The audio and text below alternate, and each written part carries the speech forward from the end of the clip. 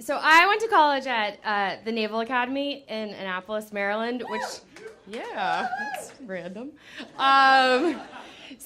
You like go there and then you end up in the Navy. So one of the things they do is like make you do all kinds of like Navy training things in the summer. So one summer, I got to go on a sailing trip where we sailed on a 62-foot sailboat from Annapolis to England. And so it was like me and 8 other students and then like 2 like old like salty sailor type civilians and then this naval commander who was going to be the commander of our naval ship, the sailboat, right? The thing was, he like knew by far like the least about sailing out of any of us, and he was also like super weirdly cocky though, you know, that kind of person. So he knew nothing, but like was really sure about the few things he knew, which was like mostly wrong. So like before we started going, he put this sort of arbitrary deadline on our trip that we were going to get there in 3 weeks. He found out another crew was going to fly to England and sail back, and he just wanted to beat them, and he thought it would take them 3 weeks to get back. So we were in this race against people that had no idea we were racing them, you know? So we're like, okay, 3 weeks, Commander, you got it. Before the trip, they like work up the boat, and so the boat's in the boatyard, and already the guys at the boatyard, like, you could tell they hated our commander, which was a bad sign that we're going to be on this boat for 3 weeks with him. And we soon realized, like, oh, yeah, they hated him for good reason. He's like a know-it-all who knows nothing. He's the worst. And all you could say to that kind of guy, though, is like, Roger that, sir, because he's the commander. So we take off from Annapolis, and first thing that happens is we get a huge rip in our mainsail, which is like a really big deal. There's only like 2 sails, and this is definitely like the main one. So we're all like, Commander, we should really like head back to Annapolis, get a new sail. He's like, no, we are not heading back. We are going to England. We're like, okay, this is a fucking train wreck. So then we're going, and we're like, the boat's like rocking a lot because then we had to use just like a part, like 2/3 of the mainsail. So it's rocking a lot, and he starts complaining about these crazy noises near his head by his bunk. Like these crazy like rolling around noises as he sleeps.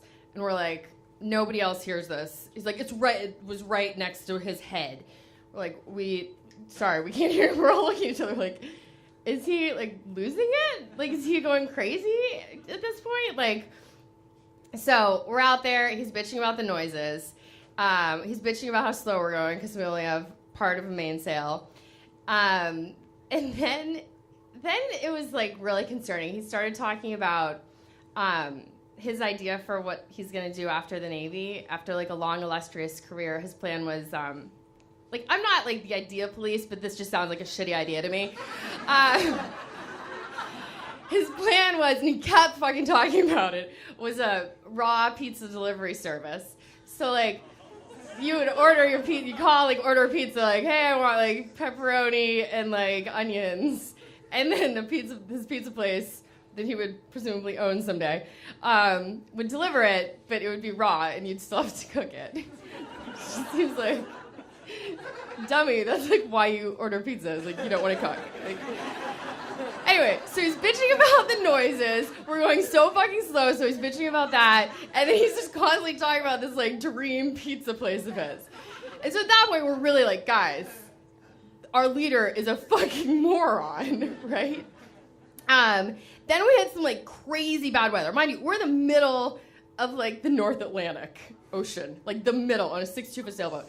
And so we see, like, there's a huge weather system coming. We could, like, see it on radar, and we're all like, okay, Commander, we've got to, like, veer south and avoid this, like, big time. He, on the other hand, saw it as, like, a chance to make up time with this, like, 3-week deadline of his. He's like, no, we are going through that. So then we get a message from NOAA, which is this, like, National Oceanic Atmospheric Association. It's, like, a big deal. These guys, they're, like, the national organization that will tell, like, an aircraft carrier, hey, USS Ronald Reagan, there's a storm, go around it. And the aircraft carrier admiral is like, aye, aye, Noah. Like, we do what you say, because we're not idiots. But not our commander. Our commander just pretended he never heard from Noah. Noah's like, who is this Navy ship that's of not listening to our orders? We're like, it's just a little sailboat out here. We're doing our own thing. So we went through this fucking storm that was like no storm I've ever seen. I mean, everyone was puking nonstop. And when you're in the middle of the ocean and you're just like bouncing in what feels like the tiniest little dinghy at that point, it was just like terrifying, like totally terrifying. Eventually, like we made it through. We didn't die. The boat survived. We got to England. And as soon as we pulled in, we got there in 3 weeks, actually. We made the deadline. Yeah. And very exciting. And when we got there, the next day we started like unpacking all of our stuff from the boat so the next crew could get on. And we actually saw that the boatyard guys back in Annapolis, they really did hate this commander. And they put ball bearings under his bunk. And he wasn't crazy. There were fucking ball bearings rolling around every wave we hit all night long. So we went to go tell him. We're like, where's Commander? We got to tell him there were actually ball bearings. He was already on a flight back to Annapolis because he was discharged from the Navy for disobeying a direct order from NOAA. Yeah. The plus side is if you go to Annapolis, you might end up finding a sweet, raw pizza delivery service there. Give it up for Joya.